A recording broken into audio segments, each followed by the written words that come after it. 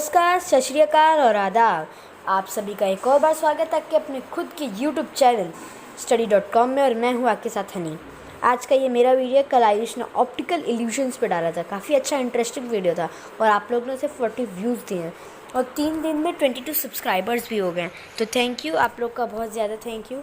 और अभी अपने मेन टॉपिक पे आते हैं। आज हम लोग सीखेंगे अपने अपकमिंग फेस्टिवल जो है नवरात्रि। हम लोग इंडिया में रहते हैं और इंडिया में मतलब हर एक दिन कोई ना कोई फेस्टिवल मनाया ही जाता है, इसलिए हम लोग को अपने फेस्टिवल्स के बारे में थोड़ी जानकारी होनी चाहिए। तो आज हम लोग शारदीय नवरात्रि यानी कि जो 17 अक्टूबर को है उस दिन उस नवरात्रि के बारे में हम लोग बात करेंगे। सबसे पहले आप लोग को बता दूं कि साल में 4 नवरात्रि होती है, 4 मार्च, जून, अक्टूबर एंड दिसंबर। मार्च वाली नवरात्रि को चैत्र नवरात्र बोलते हैं और अक्टूबर वाली नवरात्रि को कहते हैं शारदीय नवरात्रि। और जो जून और दिसंबर में नवरात्रि होती है वो गुप्त नवरात्रि होती है, उसे बहुत कम लोग मनाते हैं। जो चैत्र और शारदीय वाला होता है उसे पूरा इंडिया मनाता है। सबसे ज़्यादा धूमधाम से शारदीय नवरात्र मनाते हैं। और ये मेनली फेस्टिवल पूरे इंडिया में है। मेनली फेस्टिवल जो बंगालीज जो वेस्ट बंगाल में है वहाँ पे इसे दुर्गा पूजा के नाम से भी जाना जाता है। वहाँ पे भी इसकी पूजा बहुत धूमधाम से की जाती है। और आप लोगों को बता दूँ, हम लोग के पूरे साउथ से लेकर नॉर्थ तक नवरात्रि मनाई जाती है। ईस्ट से लेकर वेस्ट तक पूरे ऑल ओवर इंडिया नवरात्रि मनाई जाती है। ऐसा कोई स्टेट नहीं होगा जहाँ पे नवरात्रि नहीं मनती होगी। और साउथ ऑफ इंडिया में भी नवरात्रि मनाई जाती है, उतना धूमधाम से नहीं पर मनाई जाती है। गुजरात और महाराष्ट्र जैसे स्टेट्स में नवरात्रि मनाई जाती है with songs, DJ, dandiya, garba, इन सब के साथ। ईस्ट इंडिया जैसे कि वेस्ट बंगाल, असम, इन साइड भी मनाई जाती है। फिर उसके बाद नॉर्थ इंडिया जहाँ पे एकदम धूमधाम से मनाई जाती है, यूपी, राजस्थान, मध्य प्रदेश का नॉर्दर्न मध्य प्रदेश, छत्तीसगढ़, फिर हिमाचल प्रदेश, उत्तराखंड और जम्मू कश्मीर जहाँ पे कटरा वैष्णो देवी है, वहाँ पे तो बहुत धूमधाम से नवरात्रि मनाई जाती है। वहाँ पे यूएस, यूरोप, ऑस्ट्रेलिया, इन सब कंट्रीज से फ्लावर्स आते हैं सजाने के लिए और स्किल्ड वर्कर्स भी आते हैं आउट ऑफ इंडिया से सजाने के लिए। तो नवरात्रि मतलब एक बहुत अच्छा फेस्टिवल हमारी इंडिया का है। नवरात्रि दुर्गा माँ का फेस्टिवल है जिसमें लोग 9 रातें, नवरात्रि, नव यानी कि 9, रात्रि मतलब नाइट्स, ये नवरात्रि होती है जिसे हम लोग रातों को मनाते हैं। अष्टमी यानी कि 8th डे और नवमी यानी कि 9th डे को हम लोग जगराता भी करते हैं। हम लोग 9 देवियों का पूजा करते हैं। माँ शैलपुत्री, माँ ब्रह्मचारिणी, माँ चंद्रघंटा, माँ कुष्मांडा, माँ स्कंद माता, माँ कात्यायनी, माँ कालरात्रि, माँ महागौरी और माँ सिद्धिदात्री। इन 9 देवियों की पूजा की जाती है पूरे 9 दिन। फर्स्ट डे माँ शैलपुत्री की, सेकंड डे ब्रह्मचारिणी माँ की, थर्ड डे माता चंद्रघंटा की, फिर उसके बाद 4th डे मैया कुष्मांडा की, 5th डे माता स्कंद माता की, 6th डे माँ कात्यायनी की, 7th डे माँ कालरात्रि की, 8th डे माँ महागौरी और 9th डे माँ सिद्धिदात्री।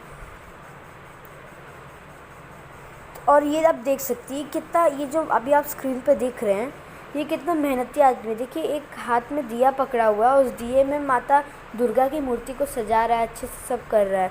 कितना मेहनती आदमी है ये। और हाँ, अपने मेन टॉपिक पे आते हैं। नवरात्रि भी 17 अक्टूबर को है और इस बार नवरात्रि बहुत धूमधाम से तो हम लोग नहीं मना पाएंगे, पर तब भी हम लोग ट्राई करेंगे। अपने घर पे माता को बुलाएंगे, खूब धूमधाम से मनाया जाएगा।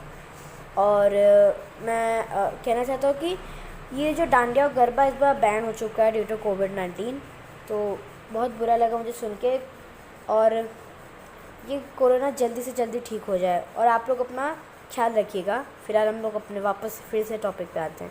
हाँ, तो माता दुर्गा के अवतारों का हम लोग पूजा करते हैं। माँ शैलपुत्री यानी कि जो शैल पर्वत के राजा हैं उनकी बेटी का नाम है शैलपुत्री, इसलिए उनका नाम शैलपुत्री रखा दिया गया है। फिर माँ ब्रह्मचारिणी आती है। जब माँ शैलपुत्री ने शंकर भगवान को पाने के लिए घोर तपस्या की तब वो एकदम जपने लगी, एकदम बहुत ज़्यादा वो क्या कहते हैं मेडिटेशन तपस्या करने लगी, इसलिए जो उनका दूसरा अवतार हुआ उसे माँ ब्रह्मचारिणी कहते हैं। तीसरा अवतार है चंद्रघंटा, जिनकी घंटा में चंद्र हो यानी कि उनके मुकुट पे आप देखेंगे चंद्र बना है और उनके 8 हाथ होती है। वो गदा, त्रिशूल, खप्पर यानी कि तलवार, कमल का फूल और एक हाथ में वो क्या कहते हैं कमंडल लेती हैं और एक शेर पे विराजती हैं। माँ कुष्मांडा माँ कुष्मांडा के हाथ में वो होता है, क्या एक बड़ा सा एक मटका होता है जो उनके हाथ में, आप फ़ोटो में अभी क्लियर नहीं आ रहा होगा, उनके हाथ में तलवार, धनुष, बाण, कमल आदि होते हैं। माँ स्कंद माता, कार्तिकेय जिनका नाम स्कंद भी है, यानी कि पार्वती माँ के बेटे कार्तिक जी, गणेश भगवान के भाई, उनकी माता, उनको स्कंद माता कहते हैं। अब स्कंद माता के पास 4 हाथ होते हैं। ऊपर के 2 हाथों में 2 फूल होते हैं और नीचे के दोनों हाथों में एक में होता है तलवार और एक में कार्तिक जी को बिठाई रहती है अपने गोद में। कार्तिक जी के भी आप देख सकते हैं उसमें राइट साइड आपके एकदम टॉप पे। फिर आती है माँ कात्यायनी।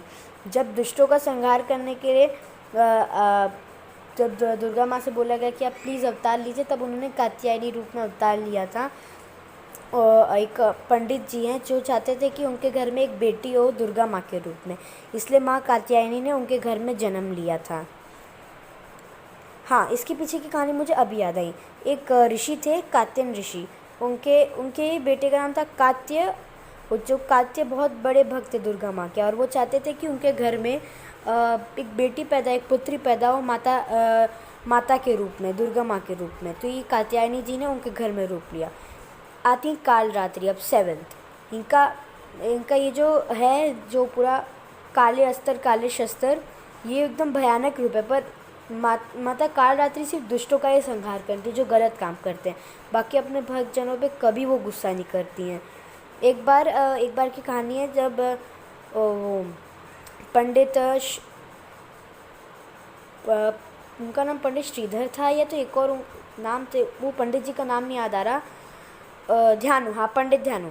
वो एक बार मतलब बहुत ज़्यादा वो दुर्गा माँ के भक्त थे, स्पेशली काली माँ की। तो एक बार अकबर आया। अकबर बोला कि तुम्हारी माँ क्या कर सकती है, रुको।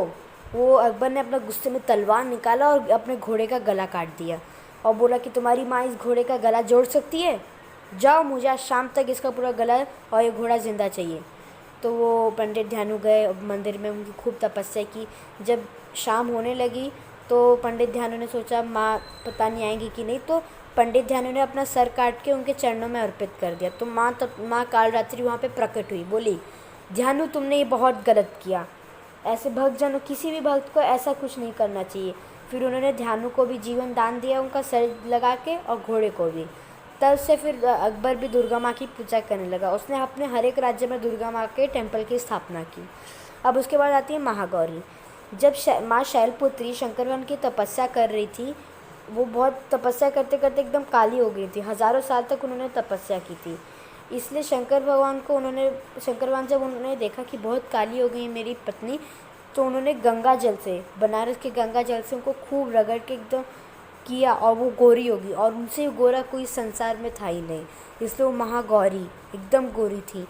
वो एक बैल पे विराजमान होती है, वृषभ पे, एक हाथ में डमरू, एक हाथ में गदा, एक हाथ में त्रिशूल और एक हाथ में वो अभय मुद्रा में आशीर्वाद बैठी, एक हाथ है।